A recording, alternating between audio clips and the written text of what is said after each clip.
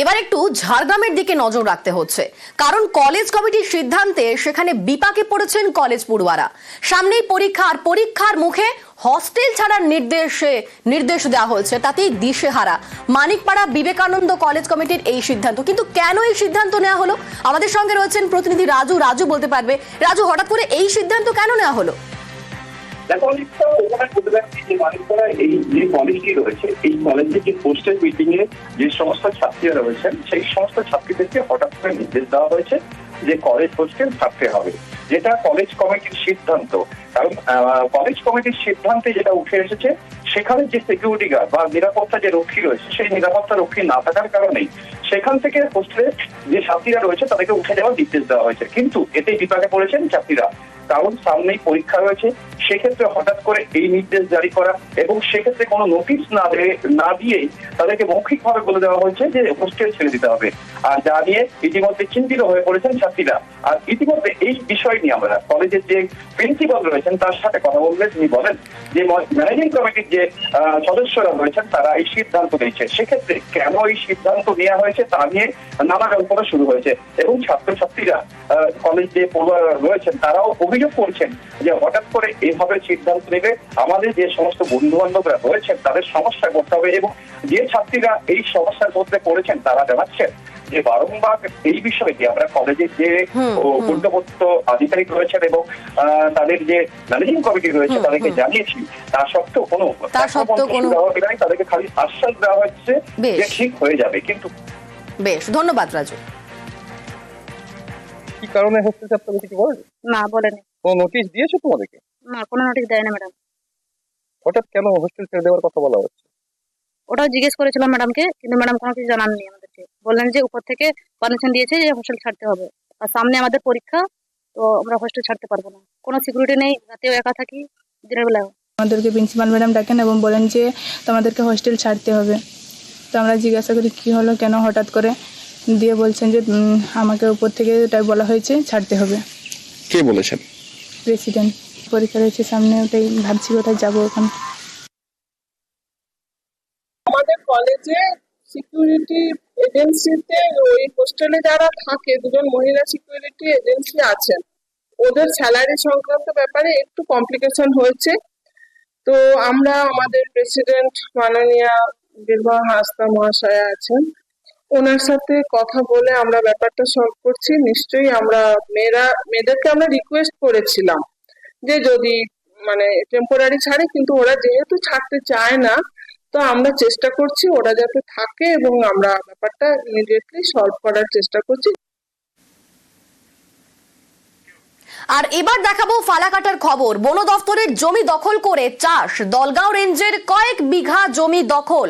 ফালাকাটার তাসাটি চা বাগান লাগোয়া অঞ্চলে অভিযান চালানো হয় এবং অভিযান চালিয়ে জমি পুনরুদ্ধার করা হয়।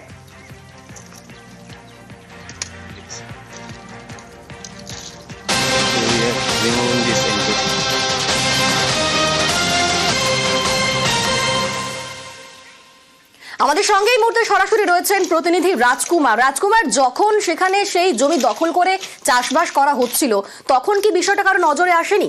আর তারপর কিভাবে পুনরুদ্ধার করা হলো? দেখো অনিন্দিতা, অ্যাকচুয়ালি কয়েক বছর থেকে কিন্তু বছরের পর বছর ধরে কিন্তু এই জমিগুলো বনাঞ্চলের জমি, ফরেস্টের জমি দখল করে চাষাবাদ করা হচ্ছিল। কিন্তু যেহেতু বনাঞ্চলের জমি অনেক সময় মাপজোপ করা হয় না এবং এটা হচ্ছে ফালাকাটা তাসাটি চা বাগান, একেবারে চা বাগান লাগোয়া এলাকায় এই কাজটি চলছিল, ফলে নজরে আসেনি বন দপ্তরের। কিন্তু সম্প্রতি এটা যখন বিভিন্ন জায়গায় সরকারি নির্দেশে বন দপ্তরের জমির উপর নজরদারি শুরু হয়েছে, কোথায় জমি দখল হয়েছে তার উপর নজরদারি শুরু হয়েছে, তখনই কিন্তু এই ঘটনা নজরে আসে বন দপ্তরের। এই এলাকাটি অ্যাকচুয়ালি জলপাইগুড়ি বন দপ্তরের যে দলগাঁও রেঞ্জ, সেই দলগাঁও রেঞ্জের জঙ্গলের অধীন, এবং এটা নজরে আসার পরেই কিন্তু বন দপ্তর সক্রিয় হয়ে কিন্তু তারা প্রথমে নোটিশ দেয়। সেই সমস্ত যারা এই বেআইনি কাজ করছিল তাদেরকে বারবার সাবধান করা হয় এবং তারপরেও যখন তারা এই জমি ছাড়ছিলেন না, তারপরে কিন্তু একেবারে দলগাঁও বিটের পক্ষ থেকে অভিযান শুরু করা হয় এবং অভিযান চালিয়ে কিন্তু আজকে কয়েক বিঘা জমি কিন্তু একেবারে দখলমুক্ত করে ফেলেছে বন দপ্তর। ধন্যবাদ রাজকুমার। দলগাঁও বিটের পক্ষ থেকে লেরা এবং সুনি জেএফএমসির সহযোগিতায় আমাদের দলগাঁও বিট এরিয়াতে তাসাটি বাগানের পাশে একটা অনৈতিক এনক্রোচমেন্ট তৈরি হয়েছিল। এই বাগানের লোকরা কিছু আমাদের ফরেস্টের জমি কিছু দখল করে ফেন্সিং দিয়ে কিছু ক্রপ ফিল্ড কাল্টিভেশন করছিল এবং আমরা আজকের দিনে সকল বিটের স্টাফ এবং হচ্ছে দল লেরা এবং সুনি যে এফএমসির সহযোগিতায় আমরা টোটাল এনক্রোচমেন্টটাকে রিমুভ করি। মাটি ফেলে নদী চুরি, শাহু নদী এখন যেন নালা, চাঞ্চল্যকর অভিযোগ জলপাইগুড়ির রাজগঞ্জে।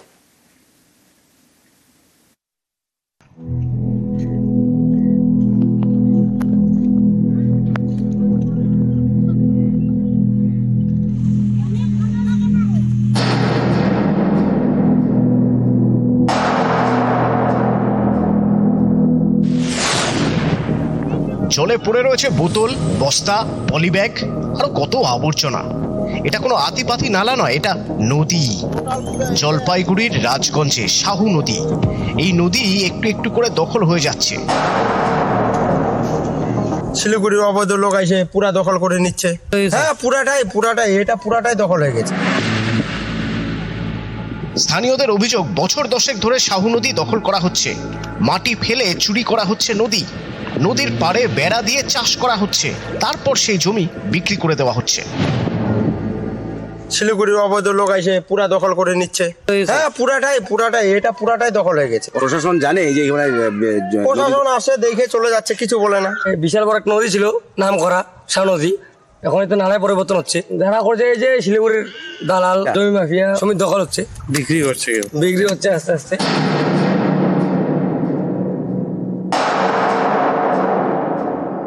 আপনার কাছে আমি শুনলাম, তদন্ত করে দেখব, যদি অন্যায় হয়ে থাকে এটা কোনো মতে বরদাস্ত করা হবে না, আইন মোতাবেক ব্যবস্থা করা হবে। জলপাইগুড়ি থেকে শান্তনু কর, নিউজ 18 বাংলা।